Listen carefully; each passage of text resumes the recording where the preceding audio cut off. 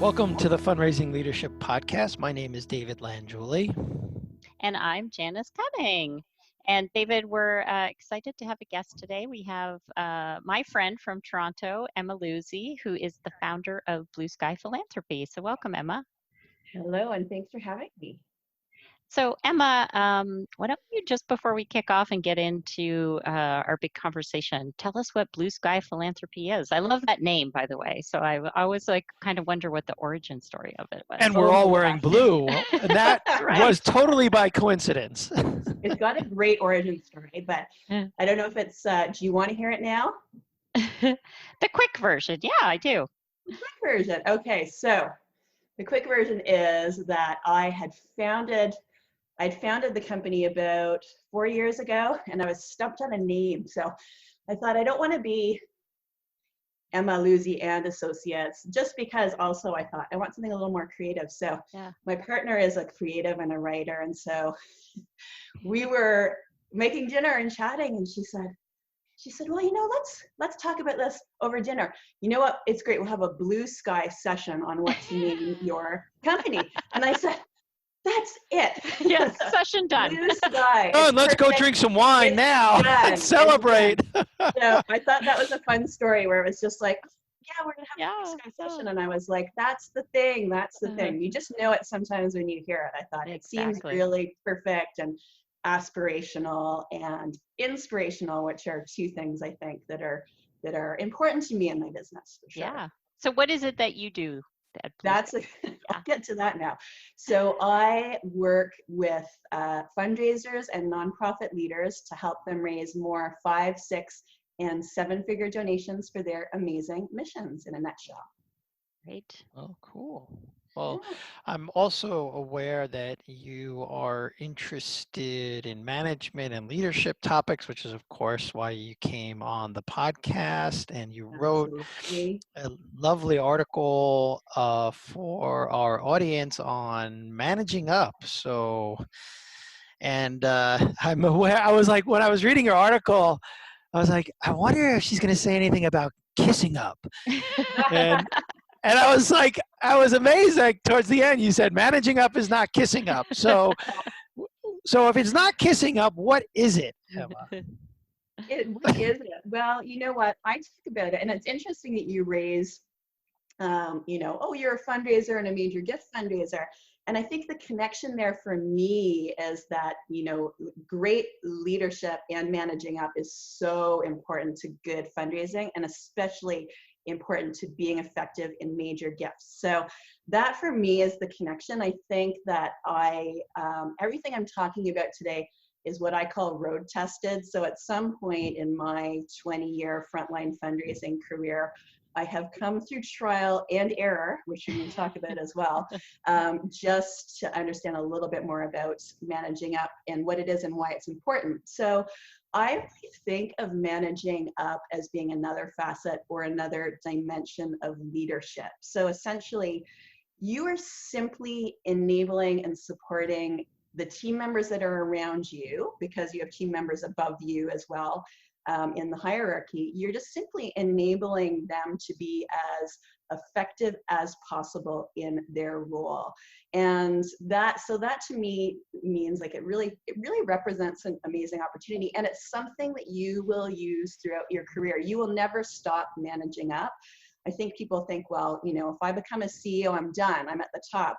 No, let me tell you what happens then. You're probably managing up a multiple member board of directors, right? So your managing up responsibilities actually increase as you move up the organization. So the sooner you can start practicing managing up and just really supporting and understanding and enabling those folks you report to, your boss or your board of directors, to be more effective and more fulfilled even in their role, the better. Yeah, it's a practice really, and it takes practice. Yeah, and I will say, a lot of my coaching clients, it comes up a lot. I think it's a big topic, and what I loved from what you just said was, not only does it not go away, but it actually becomes more complex. Like Yes. the higher up the ladder you go, the more complex it is. Absolutely. And so I was struck by, I especially love like the first few questions you asked were like, what do they want to achieve? But then what's motivating them? And you made the distinction that sometimes those two can be different. Yes. So dive into that a little bit more. Yeah, absolutely. So I was talking about the first thing you want to understand when you're managing up is what your boss or your board member wants to achieve. So essentially just thinking about and being really curious about and asking great questions about what they want to achieve in their role. And that will make you, unto itself, will make you stand out, you know. And I think if you come from a place of true curiosity, and ask these questions respectfully, it can be such a useful tool for you. I feel like a lot of folks are hesitant to ask questions of those that they report to. They feel like, oh, I don't want to feel like I'm interrogating them, or it's going to be a little bit weird. But if you practice it and do it well, I think every boss appreciates that, right? Is their direct reports trying to understand a little bit more about, like, you know, what goals are important for you this year, and what do you want to achieve in your role? One question I suggested people ask, you know, is what keeps you up at night? Like, what is most stressful about your responsibilities in this role? You can get so much insight out of asking. You asking me stupid questions. Yeah. Well, hopefully you don't have that boss. Yeah, hopefully you don't have that boss. And you can warm up, right? You can warm up in terms of like building a little more trust before you start getting into the what keeps you up at night. You know, use your judgment, but just even like, what are your, you know, those more tactical pieces, like what are your priorities for this quarter? What are your priorities for this year? So uncovering what they want to achieve is step one. And then the distinction between that and what's motivating them, understanding what's motivating them, I say that those are very different things. And I shared an example that I've seen happening quite commonly right now. I've talked with a lot of fundraisers who have been experiencing a board of directors that have pressed pause on fundraising because they believe it's inappropriate or insensitive to be fundraising right now. So, you know, that to me, I use that as an example because that to me is a great example of what they want to achieve being in direct conflict with what is actually motivating them. So for a board, it's, you know, one of their most important responsibilities is to be ensuring financial stability of the organization. Yet making the decision stop fundraising does not directly support that. And what's motivating them there is typically assumptions about donors, assumptions about how donors are going to react, which is essentially like founded in fear to some degree. What are donors going to think if we ask them for donations right now? And how are they going to react? And I've seen these decisions being made without actually speaking to donors, which has been very interesting. So that's an example I see happening commonly, where what someone wants is in direct conflict with what they want to achieve.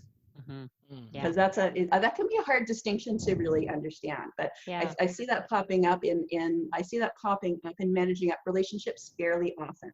Yeah, and it's reminding me, you know, right now, especially David's sort of been doing a lot of work about mindset. We have a special program, and that's what it's reminding me of, David, right? Like it's sort of like your motivation can be positive, but sometimes your motivation is fear or another, what we refer to as saboteurs. Saboteurs, it's a way you sabotage yourself, and a lot of those behaviors, like the one you are identifying, Emma, is motivated by fear. And once you get to the heart of that, it can be really helpful to say, oh, okay, yeah, we're afraid right now. Okay, let's just be with that for a little while, and then you can get beyond it. Right? When you realize, wait a minute, we haven't spoken with any donors about this. Let's go talk to them and see what they have to say. Yeah, exactly. And I'm so glad with that, you know, in our industry, we're starting to talk about mindset a lot more, because I feel like we're late to this conversation in a lot of ways. And it's interesting in my work that I find people often believe, you know, if they're not meeting a goal, it's around like a tactical issue. And it can sometimes be a skills or a tactics gap, but oftentimes it can be a mindset or limiting belief issue Yes. that's actually really the thing that's causing the problem. So I'm really glad that we're starting to talk, you know, talk and teach about that, in addition to talking about like the tactics and the how-to and the strategy, because you can know all of that, but if you believe that your donors are going to think that you're insensitive and inappropriate if you're fundraising from them, all the tactics in the world are not going to help you. So bringing it back to the managing up piece, it tends to be trickier. You know, it's easier for us, for example, in a relationship, say with our coach, or if we're doing like a little bit of self-reflecting, it's easier for us to say like, oh, I see like there's a fear might be motivating my actions right now. It's more difficult in the managing up relationship to say to your board, like, you're just scared, right? So in this case, what I recommend is that you recognize it, but how you actually tackle it is around introducing social proof, right? So that can be a really helpful way when you recognize what's motivating them. You know, if you don't have a relationship that necessarily puts you in a place where you can say it's fear that's motivating. Some people may, if you're a CEO or an ED and you've got a close relationship with your board, you may be able to speak frankly with them. If you aren't able to speak frankly with them, and even if you are able to speak frankly, introducing social proof into the managing up relationship can be a really useful way to shift perspectives. Yeah.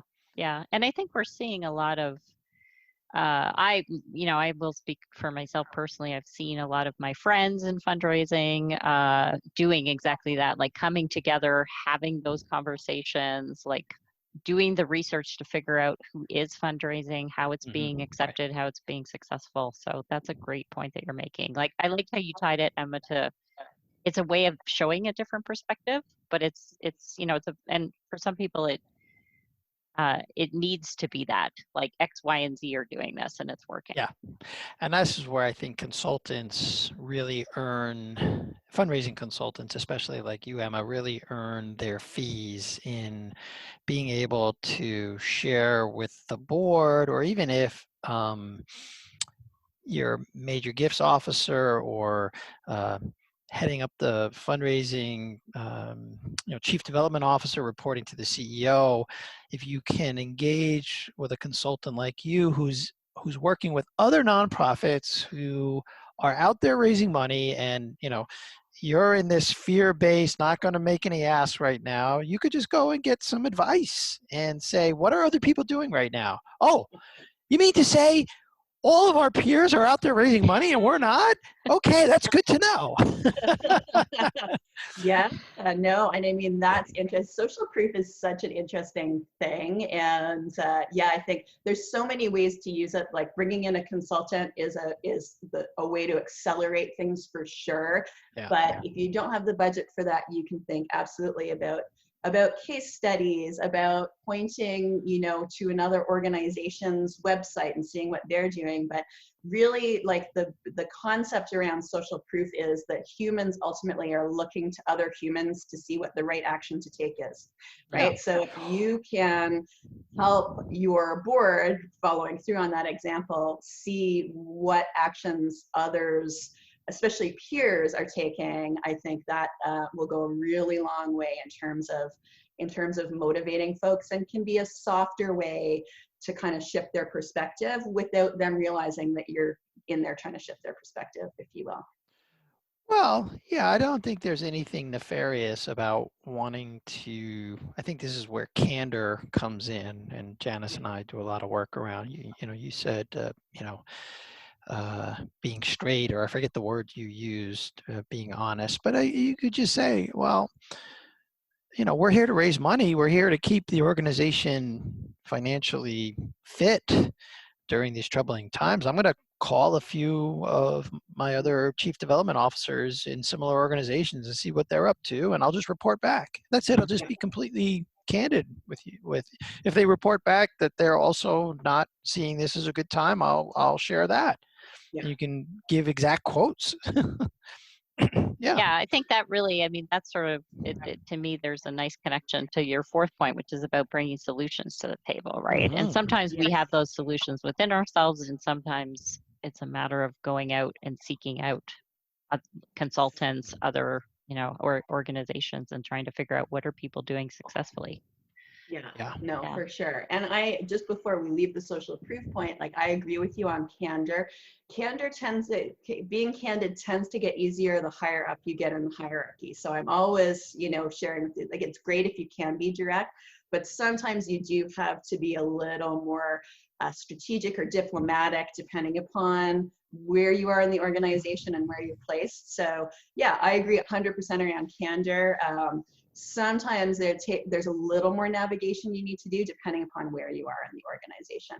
As someone who's been in a frontline fundraising role, who may sometimes, for example, in my case, I was often working with, board members who were essentially in that organization, my boss's boss's boss. So, they're sort of 3 levels removed from me. So that required, extremely diplomatic and sometimes subtle managing up skills. So I'll totally agree with you on the candor. But yeah, like depending upon where you're placed in the organization and who you're working with, you do need to sort of measure out that carefully, I will say. Especially if you're working in a very hierarchical organization. It's funny, I've worked in very small shops and very large shops and very flat organizations and very hierarchical organizations. So that would sort of be my, I guess, bonus tip, or maybe I did talk a little bit about understanding your office politics, understanding your organization.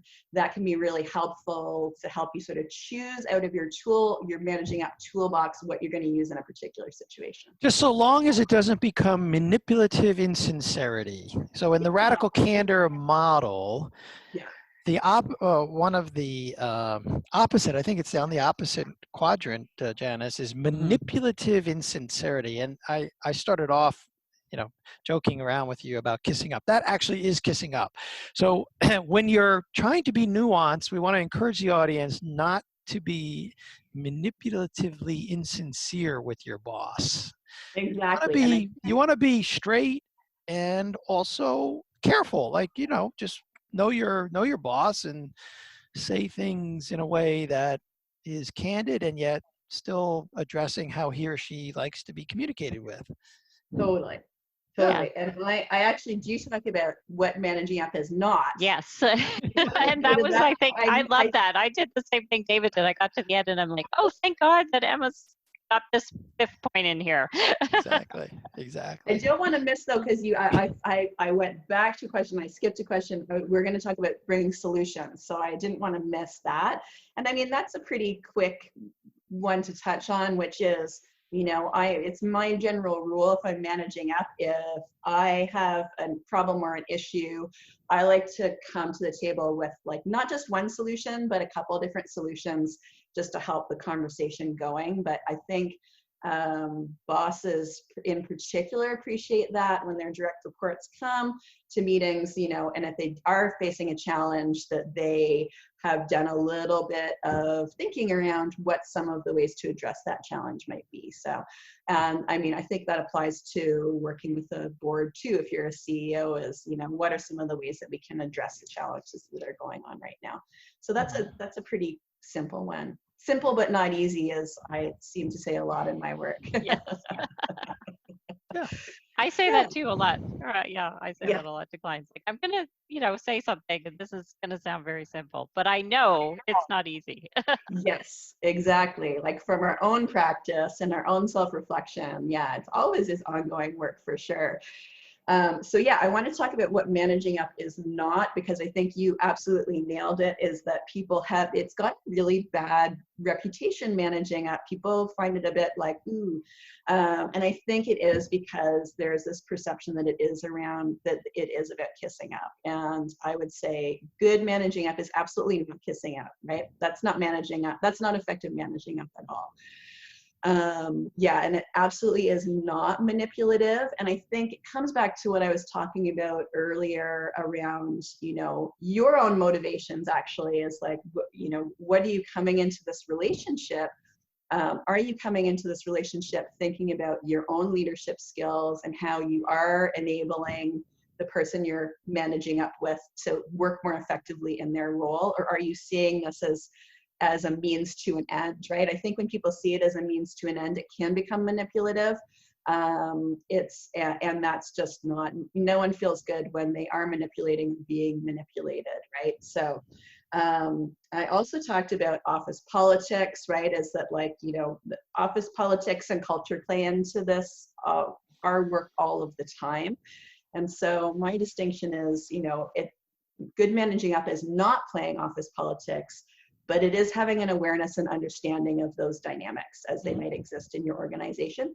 It's just a wise thing to do. It's a wise thing to know and to be familiar with those and how they tend to play out in your organization, because that makes you a more effective leader as well. So yeah, I mean, I find it interesting that managing up has gotten such a bad reputation, but I think it is because it's universally like perceived as kissing up. Nobody likes someone having been on the receiving end of manipulative as a boss of a team of 10 and a larger one in the private sector of a couple dozen. I've been on the receiving end of both manipulative insincerity, aka kissing up, and just folks coming into the office facing challenges and being straight about the fact that they're facing a challenge, and here are some ways I'm thinking about it. And then you can get into what we call innovate mode. You can start to create innovative solutions. You can explore, like, what are the possibilities around this, and playing yes and games, like, oh yeah, what I love about the way you're thinking about that is like this. And so that's just great managing up. So I really appreciate, you know, those I guess it's 5 questions you're encouraging the audience to look at. We're going to post a link for those who haven't seen your article. We're going to post a link in the show notes so that, well, what do you want to invite the audience to do, Emma? Well, I would like to invite the audience. I always like to say, if you've taken the time to listen to this, you know, don't leave without committing to taking some sort of action, right? You've invested the time, so I want to know, like, what are you going to do next with what you've learned today? So if you are interested in this topic, I'd say go and read the article and just make a commitment to yourself.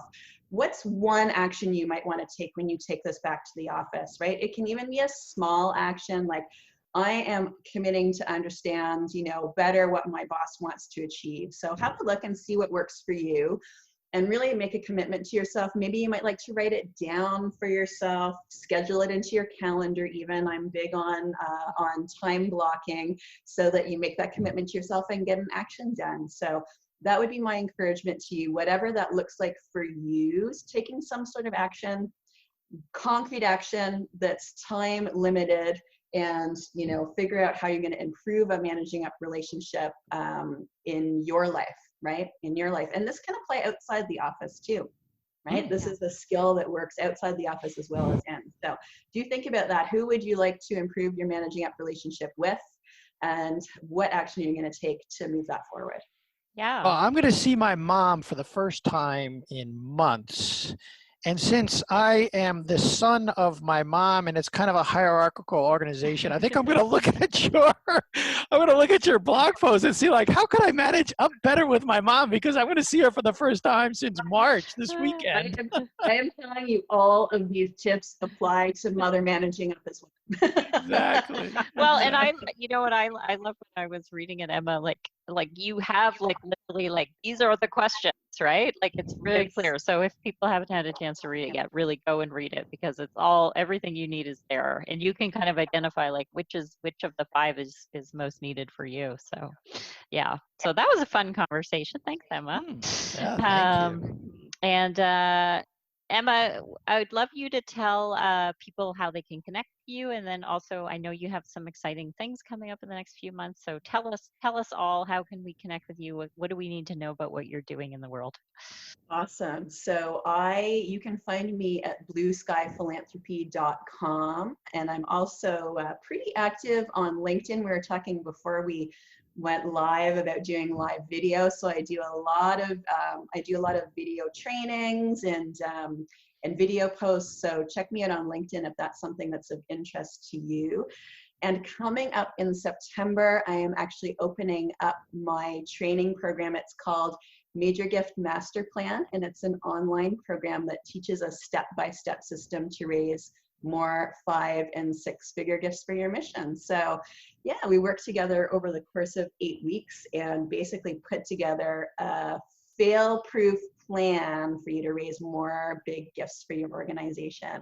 And interestingly enough, we spend quite a bit of time delving into that mindset and psychology piece, because that, in my experience over working now with many clients and many students, really is the one thing that can make or break your success as a fundraiser. So yeah, that's one thing we share. So that's opening in September, and you can find more information on that on my website as well. Yeah, and we'll link to that. And it just occurred to me as you were saying that that's some good social proof. Sign up for that class, and that'll create some good social proof for you to bring back to Yeah. your organization. Well, Definitely. especially if you're in an organization that is just getting started in fundraising, or there are like some doubters on the board, getting your training can say, look, I went through this expert training, and this is what they said we need to do.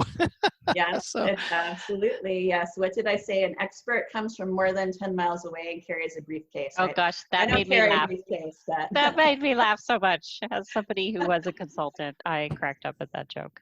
that's the great late Mo Davies. I don't know if you ever worked with Mo, but she was a wonderful mentor to me. I learned almost everything I know about major gift fundraising and capital campaigns from Mo Davies. And yeah, she was a great mentor for sure. So that was her phrase, her favorite phrase. So well, Emma, thank you so much for joining us today. We really appreciate all the great insights and direction you've provided the audience in terms of managing up and how they can also increase their skill and up their game in major gifts fundraising through your training. So we encourage the audience to check out the links. They'll be in the show notes. And remind everyone that you can find the Fundraising Leadership Podcast on Spotify and iTunes and Google Podcasts.